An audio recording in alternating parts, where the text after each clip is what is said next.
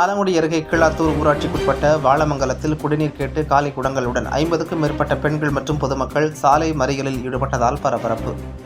புதுக்கோட்டை மாவட்டம் ஆலங்குடி அருகே உள்ள கீழாத்தூர் ஊராட்சிக்குட்பட்ட வாழமங்கலம் பகுதியில் சுமார் 20க்கும் மேற்பட்ட குடும்பங்கள் வசித்து வருகின்றனர்.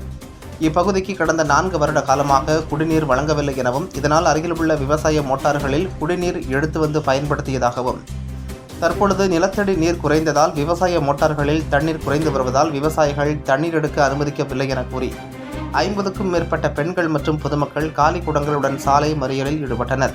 இதுகுறித்து தகவல் அறிந்து விரைந்து வந்த வடகாடு போலீசார் மற்றும் கிராம நிர்வாக அலுவலர் கலைச்செல்வி சாலை மறியல் ஈடுபட்டவர்களிடம் பேச்சுவார்த்தை நடத்தி 10 நாட்களுக்குள் குடிநீர் முறையாக வழங்குவதாக உறுதி அளித்ததின் பேரில் சாலை மறியலில் ஈடுபட்டவர்கள் சாலை மறியலை கைவிட்டு கலைந்து சென்றனர். 10 நாட்களுக்குள் முறையாக குடிநீர் வழங்கவில்லை என்றால் மிகப்பெரிய போராட்டம் நடத்துவதாக பொதுமக்கள் எச்சரிக்கை விட்டுச் சென்றனர்.